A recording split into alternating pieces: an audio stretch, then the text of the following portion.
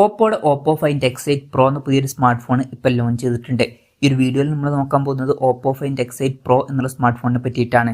ഈ ഒരു ഫോണിൽ 6.78 ഇഞ്ചിന്റെ 2K റെസൊല്യൂഷൻ വരുന്ന ഡിസ്പ്ലേയും കാര്യങ്ങളൊക്കെയാണ് വരുന്നത്. OLED പാനലാണ് ഉപയോഗിച്ചിരിക്കുന്നത്. ltpo എന്നുള്ള ഫീച്ചർ ഇതിൽ വരുന്നുണ്ട്.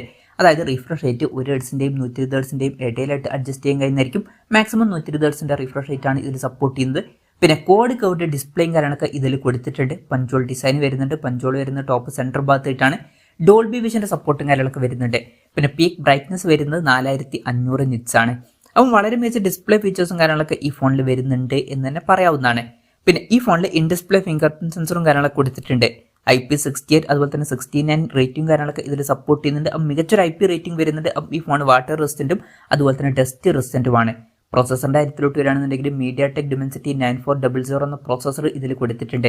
ഇത് mediatekന്റെ ഫ്ലാഗ്ഷിപ്പ് പ്രോസസറാണ്. ബെസ്റ്റ് ആയിട്ടുള്ള പെർഫോമൻസും കാര്യങ്ങളൊക്കെ ഇതിൽ വരുന്നതായിരിക്കും. അപ്പം ഇതിൽ മികച്ചൊരു പ്രോസസർ എടുത്തിട്ടുണ്ട് എന്ന് തന്നെ പറയാവുന്നതാണ്. 5G സപ്പോർട്ടും കാര്യങ്ങളൊക്കെ വരുന്നുണ്ട്. ബേസ് വേരിയന്റിൽ 12 GB റാമും 256 GB ഇന്റേണലുമാണ് വരുന്നത്.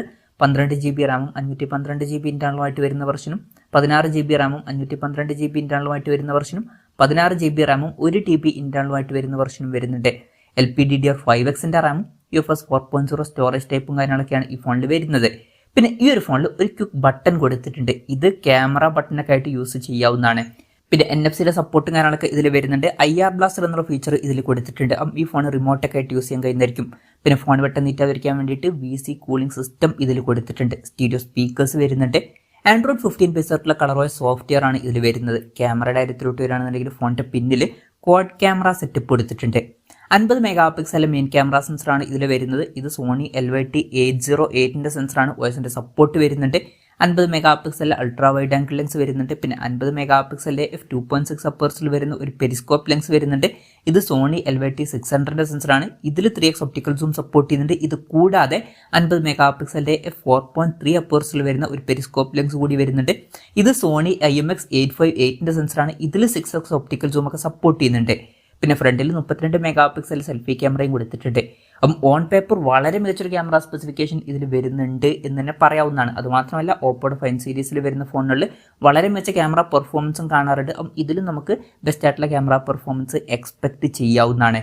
ഇനി ബാറ്ററിയുടെ കാര്യത്തിൽ 5910 mAh ബാറ്ററി വരുന്നുണ്ട്. നല്ലൊരു ബാറ്ററി കപ്പാസിറ്റി കൊടുത്തിട്ടുണ്ട്. 80 വാട്ടിന്റെ ഫാസ്റ്റ് ചാർജിംഗ് സപ്പോർട്ടും വരുന്നുണ്ട്.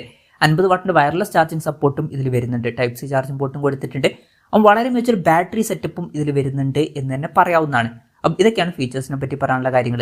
പിന്നെ ഈ ഒരു സ്മാർട്ട് ഫോൺ ഇപ്പം ഇന്ത്യൻ മാർക്കറ്റിൽ ലോഞ്ച് ചെയ്തിട്ടില്ല. ഇപ്പം ചൈനീസ് മാർക്കറ്റിലാണ് ഈ സ്മാർട്ട് ഫോൺ ലോഞ്ച് ചെയ്തിരിക്കുന്നത്. ഈ ഒരു ഫോൺ ചൈനീസ് മാർക്കറ്റിൽ ലോഞ്ച് ചെയ്തിരിക്കുന്നത് 5299 യുവാൻ എന്ന പ്രൈസിംഗിലാണ്. അതായത് 62,600 രൂപ പ്രൈസ് റേഞ്ചിൽ.